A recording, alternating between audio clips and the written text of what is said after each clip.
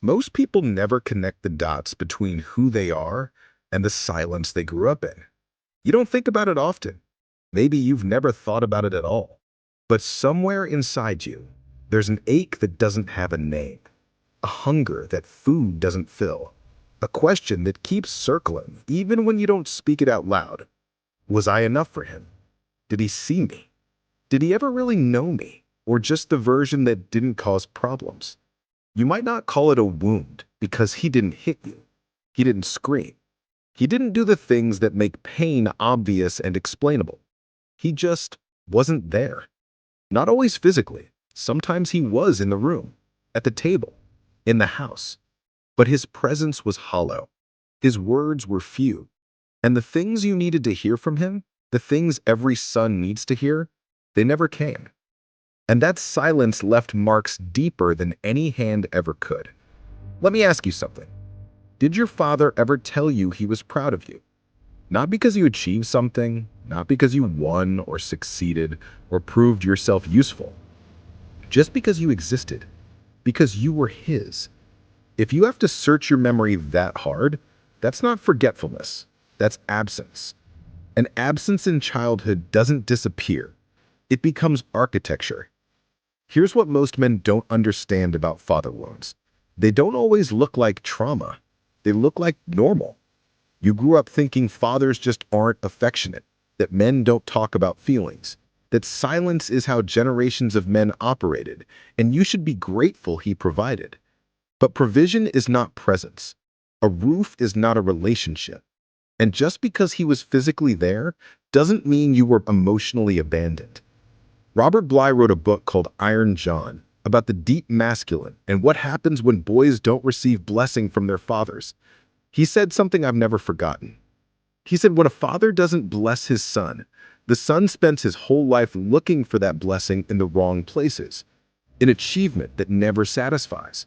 In approval from bosses, coaches, mentors who can never fill the original gap. In relationships with women where he's secretly hoping to be mothered because fathering never came.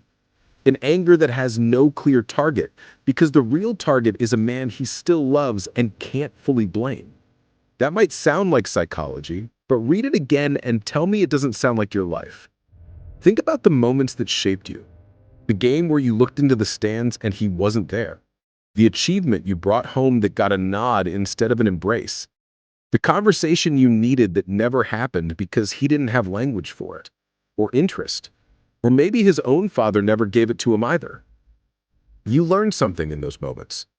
You learned that love has to be earned. You learned that your value is measured by performance. You learned that needing emotional connection is weakness because the man who was supposed to model it never offered it. And those lessons didn't leave when you left his house. They moved into you. They became the voice in your head, the way you treat yourself, the way you relate to others. You're still living in his silence, even if you haven't spoken to him in years. I'm not asking you to hate him. Hate is easy. Hate is clean, but it doesn't heal. I'm asking you to see him clearly, to understand that he probably gave what he had, which wasn't much because no one gave to him either. To recognize that his silence wasn't always cruelty. Sometimes it was his own wound dressed up as stoicism. To hold two truths at once. He did the best he could, and it still wasn't enough. That's not betrayal. That's maturity. Gabor Mate writes about this, how trauma isn't always what happened to you. Sometimes it's what didn't happen. The nurturing that was absent, the attunement that never came, the words you needed that stayed locked in someone else's throat. You were a child. You needed to be seen, celebrated, held in someone's gaze with warmth and delight. And when that didn't come, you didn't conclude that he was limited. You concluded that you weren't worth it. That belief has followed you ever since, into your work, your relationships, your mirror. And it was never true. So what do you do now? You don't wait for him to change. He may never. And your healing can't be held hostage by someone else's capacity. You grieve. Not dramatically, not with bitterness, but honestly. You grieve the father you needed and didn't get. You grieve the conversations that never happened.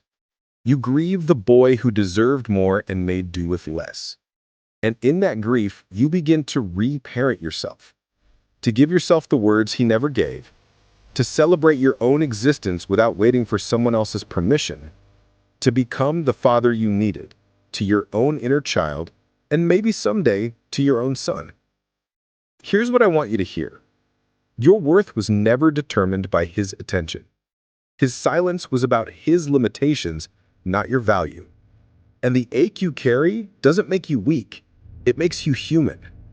You've been carrying a wound you didn't cause and couldn't heal as a child. But you're not a child anymore. And the healing that wasn't available then is available now. You can't change what he didn't give, but you can stop letting his absence define your presence. You can stop performing for a blessing that may never come. You can stop abandoning yourself the way he abandoned you. The silence shaped you, but it doesn't have to finish you. You get to write the next chapter.